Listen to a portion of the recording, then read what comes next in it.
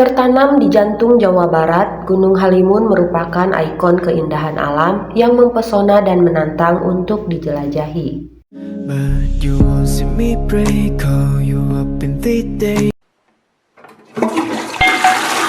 Gunung Halimun adalah bagian dari rangkaian pegunungan yang terletak di kawasan Taman Nasional Gunung Halimun Salak, Jawa Barat, Indonesia. Gunung ini memiliki sejarah panjang yang terkait dengan aspek budaya, ekologi, dan kehidupan masyarakat adat setempat. Kata Halimun berasal dari bahasa Sunda yang berarti kabut atau berkabut. Gunung ini dikenal karena hampir selalu diselimuti kabut tebal, menciptakan suasana mistis dan sakral. Gunung Halimun menjadi tempat penting bagi masyarakat adat Sunda, khususnya komunitas Kasepuhan Ciptagelar dan komunitas adat lain di sekitarnya. Mereka memandang gunung ini sebagai wilayah sakral yang kaya akan nilai spiritual. Ritual adat sering dilakukan di wilayah sekitar gunung untuk menghormati alam dan leluhur mereka. Hutan di kawasan ini dianggap keramat dan dijaga dengan aturan adat yang ketat. Sejak zaman kolonial Belanda, kawasan Gunung Halimun telah diakui sebagai area penting untuk konservasi keanekaragaman hayati. Pada tahun 1924, kawasan ini ditetapkan sebagai cagar alam karena kekayaan flora dan fauna yang unik. Hutan tropis Gunung Halimun menjadi habitat bagi spesies langka seperti owa Jawa, elang Jawa, dan macan tutul. Pada masa kolonial Belanda, kawasan Gunung Halimun juga dijelajahi untuk sumber daya alamnya, termasuk kayu dan hasil hutan lainnya. Namun, karena medannya yang sangat sulit dan kondisi hutan yang lebat, eksploitasi di daerah ini tidak terlalu masif dibandingkan wilayah lain di Jawa. Pada tahun 1992, kawasan Gunung Halimun secara resmi ditetapkan sebagai Taman Nasional Gunung Halimun oleh pemerintah Indonesia. Tujuannya adalah melindungi ekosistem hutan hujan tropis yang tersisa di Pulau Jawa.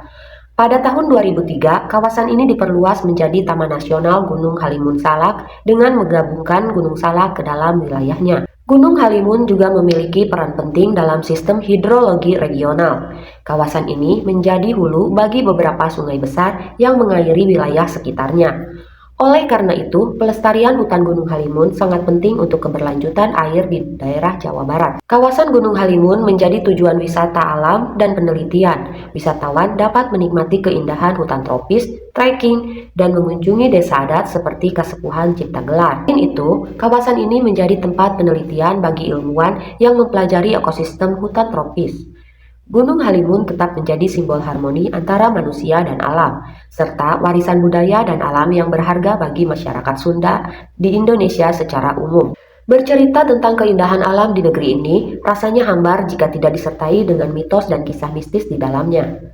Mari kita bahas kisah menarik dalam sisi yang lainnya. Gunung Halimun tidak hanya memiliki nilai ekologis dan budaya, tetapi juga syarat dengan cerita spiritual dan mitos yang telah diwariskan dari generasi ke generasi oleh masyarakat adat dan penduduk sekitar. Berikut adalah beberapa kisah spiritual dan mitos yang terkait dengan Gunung Halimun. 1. Tempat sakral dan keramat. Gunung Halimun dianggap sebagai tempat yang sangat sakral oleh masyarakat adat Sunda, terutama komunitas Kasepuhan. Gunung ini dipercaya sebagai rumah para leluhur, roh, dan makhluk gaib. Penduduk lokal meyakini bahwa kawasan hutan di sekitar gunung dilindungi oleh kekuatan spiritual yang menjaga keseimbangan alam. 2. Larangan tertentu. Masyarakat adat sering memberikan larangan tertentu kepada pengunjung, seperti tidak boleh berbicara kasar, membuang sampah sembarangan, atau merusak alam. Hal ini bukan hanya karena alasan ekologis, tetapi juga untuk menghormati makhluk halus yang diyakini menghuni gunung. 3. Gunung berkabut dan dunia goib. Kabut tebal yang hampir selalu menyelimuti Gunung Halimun sering dihubungkan dengan dunia gaib. Menurut mitos, kabut itu adalah tirai yang memisahkan dunia manusia dengan alam gaib. Banyak orang percaya bahwa makhluk halus menggunakan kabut untuk menyembunyikan keberadaan mereka dari manusia.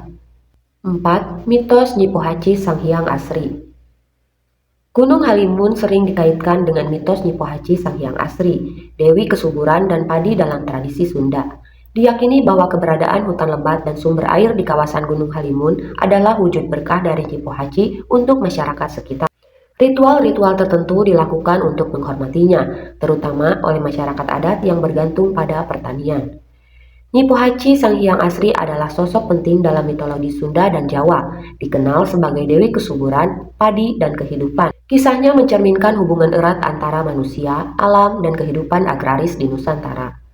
Nyi Pohaci dipercaya sebagai salah satu dewi utama dalam kepercayaan Sunda Wiwitan, agama asli masyarakat Sunda sebelum datangnya pengaruh Hindu, Buddha, dan Islam. Beliau adalah putri dari Sang Hyang Tunggal, salah satu dewa utama dalam mitologi Sunda yang melambangkan kesatuan kosmik.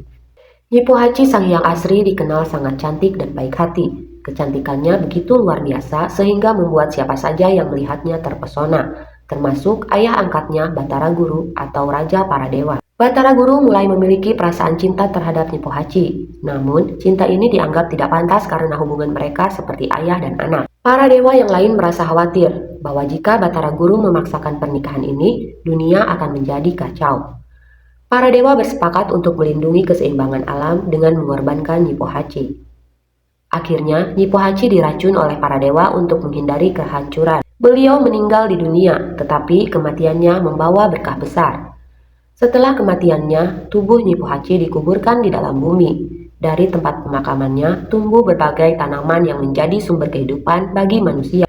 Bagian tubuh Nyi Pohaci menjadi tanaman penting. Kepalanya menjadi kelapa, rambutnya menjadi rumput ilalang, matanya menjadi bawang merah dan bawang putih.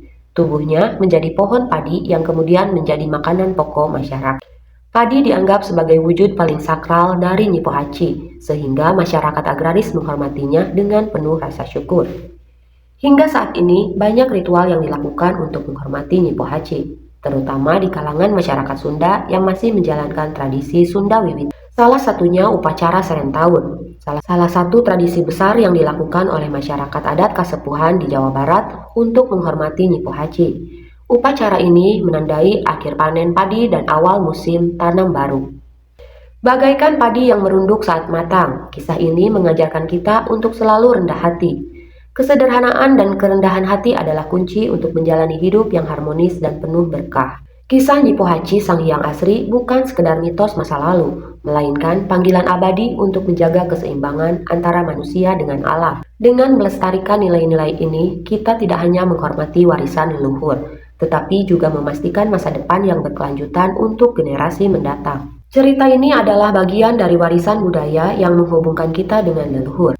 Hormat kepada alam adalah penghormatan terhadap kehidupan, seperti masyarakat adat yang menjaga warisan Nyi Pohaci.